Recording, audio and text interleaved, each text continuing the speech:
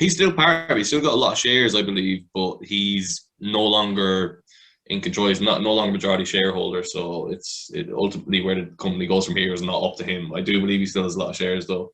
I wasn't really aware of what the situation was to begin with, whether or not he was majority shareholder, whether or not he was kind of just being attached to the brand with a significant holding. But that's interesting. But I'm hearing I'm hearing 100 million being thrown around as a potential figure, and you've just got to give it up to the man who, with all the L's he's taken a hell of a lot of W's as well. So we can see here what percentage of Proper 12 does McGregor own. And so his value, this is now the 23rd of January 2021. So that's 2 months ago nearly at this stage. But exactly. See there where they say Airborne Spirits owns 51%. Airborne Spirits is basically Conor McGregor, I believe. Him and, I don't want to say Audie Tar, but there was somebody that I think it's a known name he set up with that person. They were the owners of Proper 12, and I think it's just been bought out. I think he could even be 49% shareholder effectively at the minute. But The weird thing is, like, you ever hear those cases where poor people win the lottery and win millions and then eventually end up broke because they've never had money and don't understand how to utilize it? That could have, like, it would be borderline impossible, you would say, like. Just that, yeah. So he was a 51% ownership as of the 23rd of January.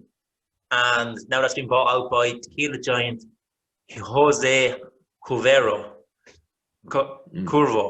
And its parent company, Beckles. So, yeah, there he is there. Yeah. The company's valued €200 million and it values Proper 12 at 310 million. So, McGregor and Attar reportedly held an 8% stake in the company when it was founded, with Beckel buying in from the start with a 20% stake. The finalised sales put McGregor's earnings to another level.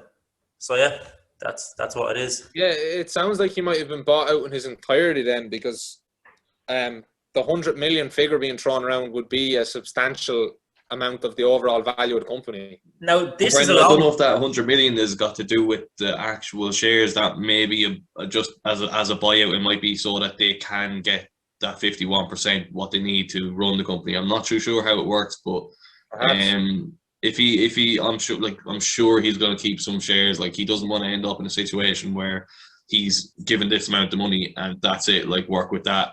You don't want to end up like a Floyd Mayweather, where there's rumors of you having massive tax things need to be taken out and you're not paying it and you're fighting for more money. He doesn't want that situation to arise and end up looking for an apprenticeship in plumbing again. But it's incredibly unlikely, but I'm sure basically he wants to hold on to some shares in that company.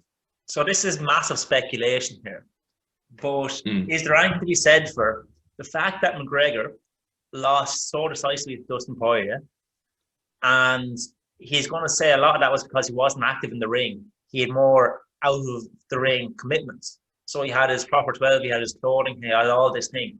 So he said after that fight, he said, you know what, fuck Proper 12.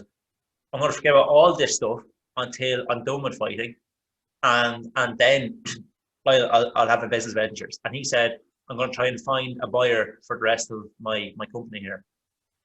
And if he said that he's the worst businessman in the history of business, why would you sell out this massive company that you're a part of and give ownership up to somebody else when you could go in and lose more fights and eventually have to retire and then have nothing? It just doesn't make sense. Here's the thing. Maybe Conor's afraid that, you continue to lose those fights, he might actually take value out of the company. I don't know how long Proper 12 exists outside of Conor at his peak. We don't know if it'll take off in a way that the George Foreman grill took off or whatever the case may be. There's a lot of hot takes flying around. Maybe Conor's preparing some out-of-court settlements. Conor McGregor, as part of Proper 12 or not, financially will never ever take his name away from it. So that's the other issue. You're never going to associate Proper 12 with anybody other than Conor McGregor, even if he has 1% ownership in it. It's so I don't. It's hard to know. It just maybe, to be honest, it looks, if we look at the stats, they start Beckler or Beckles or whoever they are. They start off with a 20% ownership, kept pushing. I think it's just basically a business strategy from them. Buy Conor McGregor out.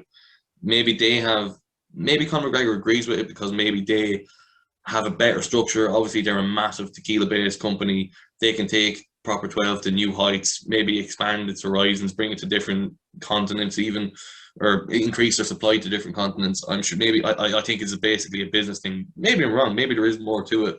But yeah, it's hot takes for sure. Now, this isn't something that I like to say, but as you said, McGregor doesn't really come from money. So maybe he has that massive yacht there, and his spending is beyond the level where just the passive income from Proper 12 and his bit of fighting is going to maintain his living. Like, he's got 100 million worth of yacht. He's got like a full team who have to look after that yacht. That all takes money. And maybe he wanted that short-term money, and he thinks that in 2 or 3 years down the line, he can start up another business, and his other business will be as successful as Proper 12, and he can sell it again, and so on and so forth. Which would be, in my opinion, the wrong take. I think he's only ever going to get one Proper 12, and he should be hanging on to it when he has the chance to. This is his chance to actually make it big, to have that generational wealth he was talking about. Because McGregor Fast, it's not going to do that for him. There's not going to be a $300 million valuation of McGregor Fast anytime soon, if ever. So this is his chance, and it looks like maybe he's after doing away with it by that sale. I'm interested. I'm extremely interested to see how this plays out, because hopefully, you know, in the next 3 months, we get some more information, some more insight into why he's made this business decision and what it might mean for his future.